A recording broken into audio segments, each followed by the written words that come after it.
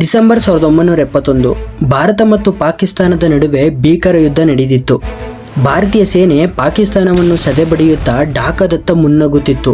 ಇನ್ನೇನು ಕೇವಲ 2 ದಿನಗಳಲ್ಲಿ ಭಾರತಕ್ಕೆ ಐತಿಹಾಸಿಕ ಜಯ ಸಿಗಲಿದೆ ಎನ್ನುವಷ್ಟರಲ್ಲಿ ಬಂಗಾಳ ಕೊಲ್ಲಿಯ ಅಂದರೆ ಬೇ ಆಫ್ ಬೆಂಗಾಲ್ ಸಮುದ್ರದಲ್ಲಿ ಒಂದು ಭೀಕರವಾದ ದೈತ್ಯನ ಎಂಟ್ರಿ ಆಗುತ್ತದೆ. ಅದು ಜಗತ್ತಿನ ಅತಿ ದೊಡ್ಡ ಮತ್ತು ಅತ್ಯಂತ ವಿನಾಶಕಾರಿ ಯುದ್ಧ ನೌಕೆ, ಅಮೆರಿಕದ USS ಎಂಟರ್ಪ್ರೈಸ್. ಇದು ಎಷ್ಟೊಂದು ದೊಡ್ಡದಿತ್ತು ಅಂದರೆ ಇದರ ಮೇಲೆ ಬರೋಬ್ಬರಿ 90 ಯುದ್ಧ ವಿಮಾನಗಳು ಮತ್ತು ಪರಮಾಣು ಬಾಂಬ್ಗಳಿದ್ದವು. ಅಮೆರಿಕದ ಅಧ್ಯಕ್ಷ ರಿಚರ್ಡ್ ನಿಕ್ಸನ್ ಭಾರತದ ಮೇಲೆ ದಾಳಿ ಮಾಡಲು ತಮ್ಮ ಟಾಸ್ಕ್ ಫೋರ್ಸ್ 74 ಅನ್ನು ಕಳುಹಿಸಿದರು. ಭಾರತದ ಬಳಿ ಆ ದೈತ್ಯ ಯುದ್ಧ ನೌಕೆಯನ್ನು ಎದುರಿಸುವ ಯಾವುದೇ ಶಸ್ತ್ರಾಸ್ತ್ರಗಳಿರಲಿಲ್ಲ. ಇಡೀ ಭಾರತದಲ್ಲಿ ಆತಂಕ ಶುರುವಾಯಿತು. ನಮ್ಮದೇ ಸಮುದ್ರದಲ್ಲಿ ನಮ್ಮದೇ ದೇಶದ ಮೇಲೆ ಅಮೆರಿಕ ನ್ಯೂಕ್ಲಿಯರ್ ದಾಳಿ ಮಾಡುತ್ತದಾ? ಆ ದಿನ ಭಾರತವನ್ನು ಆ ವಿನಾಶದಿಂದ ಕಾಪಾಡಿದ್ದು ಯಾರು? ಅಮೆರಿಕದಂತಹ ಸೂಪರ್ ಪವರ್ ದೇಶ ಭಾರತ ವಿರುದ್ಧ ಪಾಕಿಸ್ತಾನದ ಜೊತೆ ಏಕೆ ನಿಂತಿತ್ತು? ಬನ್ನಿ, ಇತಿಹಾಸದ ಪುಟಗಳಲ್ಲಿ ಅಡಗಿರುವ ಈ ರೋಚಕ ಮತ್ತು ಕರಾಳ ಸತ್ಯವನ್ನು ಇಂದಿನ ವಿಡಿಯೋದಲ್ಲಿ ಬಿಚ್ಚಿಡೋಣ. ಈ ಕತೆ ಶುರುವಾಗುವುದು 1971ರ ಆರಂಭದಲ್ಲಿ. ಆಗ ಪಾಕಿಸ್ತಾನ 2 ವಿಭಾಗವಾಗಿತ್ತು, ಪಶ್ಚಿಮ ಪಾಕಿಸ್ತಾನ ಮತ್ತು ಪೂರ್ವ ಪಾಕಿಸ್ತಾನ. ಪೂರ್ವ ಪಾಕಿಸ್ತಾನ ಎಂದರೆ ಇಂದಿನ ಬಾಂಗ್ಲಾದೇಶ್. ಪಶ್ಚಿಮ ಪಾಕಿಸ್ತಾನದ ನಾಯಕರು ಪೂರ್ವ ಪಾಕಿಸ್ತಾನದ ಬಂಗಾಳಿಗಳ ಮೇಲೆ ಭೀಕರ ದೌರ್ಜನ್ಯ ಶುರು ಮಾಡಿದರು. ಲಕ್ಷಾಂತರ ಜನರನ್ನು ಕೊಲ್ಲಲಾಯಿತು. ಪ್ರಾಣ ಉಳಿಸಿಕೊಳ್ಳಲು ಸುಮಾರು 1 ಕೋಟಿಗೂ ಹೆಚ್ಚು ನಿರಾಶ್ರಿತರು ಭಾರತದ ಗಡಿ ದಾಟಿ ಬಂದರು.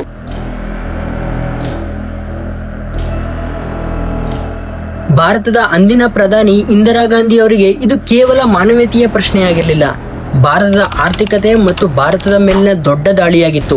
ಇಂದಿರಾ ಗಾಂಧಿ ಪ್ರಪಂಚದ ಎಲ್ಲಾ ದೊಡ್ಡ ದೇಶಗಳ ಬಳಿ ಸಹಾಯ ಕೇಳಿದರು, ಆದರೆ ಯಾರೂ ಸಹಾಯಕ್ಕೆ ಬರಲಿಲ್ಲ.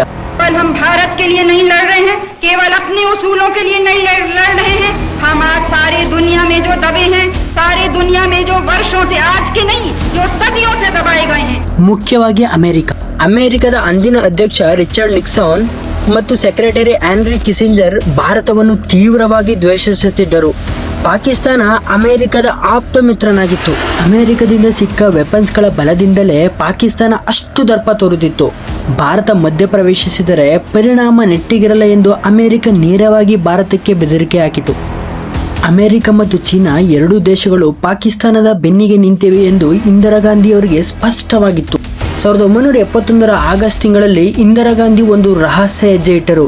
ಅದು ಭೌಗೋಳಿಕ ರಾಜಕೀಯದ ದಿಕ್ಕನ್ನೇ ಬದಲಾಯಿಸಿತು. ನೇರವಾಗಿ ಸೋವಿಯತ್ ಒಕ್ಕೂಟದ ಅಂದರೆ ಇಂದಿನ ರಷ್ಯಾ USSR ರಾಜಧಾನಿ ಮಾಸ್ಕೋಗೆ ಹೋದರು. ಅಲ್ಲಿ ರಷ್ಯಾದೊಂದಿಗೆ ಶಾಂತಿ, ಸ್ನೇಹ ಮತ್ತು ಸಹಕಾರದ ಐತಿಹಾಸಿಕ ಒಪ್ಪಂದಕ್ಕೆ ಅಂದರೆ Indo Soviet treaty of peace, friendship and cooperation ಸಹಿ ಹಾಕಿದರು. ಇದರರ್ಥ ಒಂದು ವೇಳೆ ಭಾರತದ ಮೇಲೆ ಯಾರಾದರೂ ಅಟ್ಯಾಕ್ ಮಾಡಿದರೆ ಇದು ರಷ್ಯಾದ ಮೇಲೆ ಅಟ್ಯಾಕ್ ಎಂದು ಪರಿಗಣಿಸಲಾಗುತ್ತದೆ. ಇದು ಅಮೆರಿಕಗೆ ಕೊಟ್ಟ ಬಹುದೊಡ್ಡ ಪೆಟ್ಟಾಗಿತ್ತು. ಡಿಸೆಂಬರ್ 3, 1971ರಂದು ಪಾಕಿಸ್ತಾನ ಭಾರತ ಏರ್ಬೇಸ್ಗಳ ಮೇಲೆ ದಾಳಿ ಮಾಡಿತು. ಯುದ್ಧ ಅಧಿಕೃತವಾಗಿ ಶುರುವಾಯಿತು. ಭಾರತೀಯ ಸೇನೆ ತನ್ನ ಪರಾಕ್ರಮದಿಂದ ಕೇವಲ 10 ದಿನಗಳಲ್ಲಿ ಪಾಕಿಸ್ತಾನಿ ಸೇನೆಯನ್ನು ಧೂಳಿಪಟ ಮಾಡಿತು. ಪಾಕಿಸ್ತಾನ ಸೋಲುವ ಹಂತ ತಲುಪಿತು.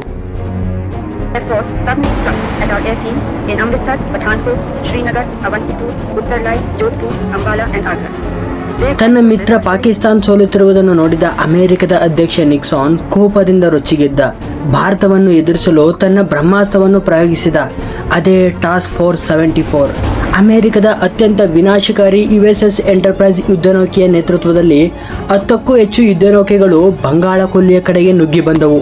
ಇನ್ನೊಂದು ಕಡೆಯಿಂದ ಬ್ರಿಟನ್ ಅಂದರೆ UK ಕೂಡ ಅಮೆರಿಕದ ಜೊತೆ ಸೇರಿತು. ಬ್ರಿಟನ್ ತನ್ನ HMS ಈಗಲ್ ಎಂಬ ಯುದ್ಧನೌಕೆಯನ್ನು ಅರಬ್ಬಿ ಸಮುದ್ರದ ಅಂದರೆ ಅರೇಬಿಯನ್ ಸೀ ಕಡೆಯಿಂದ ಭಾರತದ ಪಶ್ಚಿಮ ಕರಾವಳಿಗೆ ಕಳುಹಿಸಿತು. ಉತ್ತರದಿಂದ ಚೀನಾ ಕೂಡ ದಾಳಿ ಮಾಡುವ ಅಪಾಯವಿತ್ತು. ಭಾರತ ಈಗ 3 ಕಡೆಯಿಂದಲೂ ಸುತ್ತುವರಲ್ಪಟ್ಟಿತು. ಅಮೆರಿಕದ ರೇಡಿಯೋ ಸಂದೇಶಗಳು ನಮ್ಮ ನೌಕಾಪಡೆಗೆ ಸ್ಪಷ್ಟವಾಗಿ ಕೇಳಿಸುತ್ತಿದ್ದವು. ಅದು ಎಂತಹ ಆತಂಕದ ಕ್ಷಣಗಳೆಂದರೆ ಭಾರತದ ಸೇನಾ ಮುಖ್ಯಸ್ಥ ಜನರಲ್ ಸ್ಯಾಮ್ ಮಾಣಿಕ್ ಶಾ ತಮ್ಮ ಸೈನಿಕರಿಗೆ ಯಾವುದೇ ಕಾರಣಕ್ಕೂ ಅಮೆರಿಕದ ನೌಕೆಗಳ ಮೇಲೆ ಮೊದಲು ಫೈರ್ ಮಾಡಬೇಡಿ ಎಂದು ಆದೇಶಿಸಿದರು. ಅಮೆರಿಕದ ನೌಕೆಗಳು ಭಾರತದ ಕರಾವಳಿಗೆ ಕೇವಲ 100 ಕಿಲೋಮೀಟರ್ ದೂರದಲ್ಲಿದ್ದವು. ಭಾರತದ ಭವಿಷ್ಯ ಈಗ ಅಂಧಕಾರದಲ್ಲಿತ್ತು. ಆದರೆ ಅಮೆರಿಕ ಒಂದು ದೊಡ್ಡ ತಪ್ಪು ಮಾಡಿತು. ಅವರು ಭಾರತ ರಷ್ಯಾ ಒಪ್ಪಂದವನ್ನು ಕೇವಲ ಕಾಗದದ ಒಪ್ಪಂದ ಎಂದು ಭಾವಿಸಿದರು. ಅಮೆರಿಕದ ಯುದ್ಧ ನೌಕೆಗಳು ಬಂಗಾಳ ಕೊಳ್ಳಿಗೆ ಎಂಟ್ರಿ ಕೊಡುತ್ತಿದ್ದಂತೆಯೇ ರಷ್ಯಾದಿಂದ ಒಂದು ರಹಸ್ಯ ಸಂದೇಶ ಬಂತು. ಅಮೆರಿಕದ ಕಮಾಂಡರ್ಗಳು ತಮ್ಮ ರಾಡರ್ಗಳಲ್ಲಿ ನೋಡಿದ ದೃಶ್ಯದಿಂದ ಬೆಚ್ಚಿ ಬಿದ್ದಿದ್ದರು. ಅಮೆರಿಕದ ನೌಕೆಗಳಿಗೂ ಮುಂಚೆಯೇ ರಷ್ಯಾದ ಅತ್ಯಂತ ಅಪಾಯಕಾರಿ ನ್ಯೂಕ್ಲಿಯರ್ ಸಬ್ಮರೈನ್ಗಳು ಸೋವಿಯತ್ ನ್ಯೂಕ್ಲಿಯರ್ ಸಬ್ಮರೈನ್ಸ್ ಬಂಗಾಳ ಕೊಳ್ಳಿಯಲ್ಲಿ ಭಾರತದ ರಕ್ಷಣೆಗೆ ನಿಂತಿದ್ದವು. ರಷ್ಯಾದ ಆ ಸಬ್ಮರೈನ್ಗಳು ಸಮುದ್ರದ ಮೇಲ್ಮೈಗೆ ಬಂದು ಅಂದ್ರೆ ಮೇಲಿನ ಸರ್ಫೇಸ್ಗೆ ಬಂದು ತಮ್ಮ ನ್ಯೂಕ್ಲಿಯರ್ ಮಿಸೈಲ್ಗಳನ್ನು ನೇರವಾಗಿ ಅಮೆರಿಕದ USS ಎಂಟರ್ಪ್ರೈಸ್ ನೌಕೆಯ ಕಡೆಗೆ ಗುರಿ ಮಾಡಿದವು. ಇದರ ಸ್ಪಷ್ಟ ಸಂದೇಶ ಭಾರತದ ಮೇಲೆ ಒಂದು ಗುಂಡು ಹಾರಿದರೂ ಅಮೆರಿಕದ ಹಡಗುಗಳು ಸಮುದ್ರದ ತಳ ಸೇರುತ್ತವೆ ಎಂದು. ರಷ್ಯಾದ ಈ ಎಚ್ಚರಿಕೆಯಿಂದ ಅಮೆರಿಕ ಮತ್ತು ಬ್ರಿಟನ್ ಎರಡೂ ದೇಶಗಳು ಅಕ್ಷರಶಃ ನಡುಗಿ ಹೋದವು. ಮೂರನೇ ಯುದ್ಧ ವರ್ಲ್ಡ್ ವಾರ್ 3 ಶುರುವಾಗುವ ಭಯದಿಂದ ಅಮೆರಿಕದ ಕಮಾಂಡರ್ ನಿಕ್ಸನ್ಗೆ ಸಂದೇಶ ಕಳಿಸಿದ. Sir, we are too late, ನಾವು ತಡವಾದವು. ಅಮೆರಿಕ ಮತ್ತು ಬ್ರಿಟನ್ ಯುದ್ಧ ನೌಕೆಗಳು ಒಲ್ಲದ ಮನಸ್ಸಿನಿಂದ ಹಿಂತಿರುಗಿದವು. 1971, Bay of Bengal. Sir, we detected a Soviet submarine. Sir, we are too late. December 16, 1971ರಂದು ಪಾಕಿಸ್ತಾನದ 93,000 ಸೈನಿಕರು ಭಾರತದ ಮುಂದೆ ಶರಣಾದರು. ಹೊಸ ದೇಶ ಬಾಂಗ್ಲಾದೇಶದ ಉದಯವಾಯಿತು. ಸ್ನೇಹಿತರೆ, 1971ರ ಆ ಘಟನೆ ಭಾರತಕ್ಕೆ ಒಂದು ದೊಡ್ಡ ಪಾಠ ಕಲಿಸಿತು. ನಮ್ಮ ರಕ್ಷಣೆಗೆ ನಾವೇ ಶಕ್ತಿಶಾಲಿಗಳಾಗಬೇಕು, ಬೇರೆ ದೇಶಗಳನ್ನು ನಂಬಿ ಕೂರಬಾರದು ಎಂದು ಭಾರತ ಅರಿತುಕೊಂಡಿತು. ಇದೇ ಕಾರಣಕ್ಕಾಗಿ ಕೇವಲ 3 ವರ್ಷಗಳ ನಂತರ 1974ರಲ್ಲಿ ಭಾರತ ತನ್ನ ಮೊದಲ ಪರಮಾಣು ಪರೀಕ್ಷೆ ಸ್ಮೈಲಿಂಗ್ ಬುದ್ಧ ಅನ್ನು ಯಶಸ್ವಿಯಾಗಿ ನಡೆಸಿ ಜಗತ್ತಿನ ಮುಂದೆ ತಲೆ ಎತ್ತಿ ನಿಂತಿತು. ಭಾರತದ ಇತಿಹಾಸದ ಈ ರೋಮಾಂಚಕ ಕಥೆ ನಿಮಗೆ ಇಷ್ಟವಾಗಿದ್ದರೆ ವಿಡಿಯೋಗೆ ಒಂದು ಲೈಕ್ ಮಾಡಿ, ನಿಮ್ಮ ಸ್ನೇಹಿತರೊಂದಿಗೆ ಶೇರ್ ಮಾಡಿ. ನಮಸ್ಕಾರ, ಧನ್ಯವಾದಗಳು.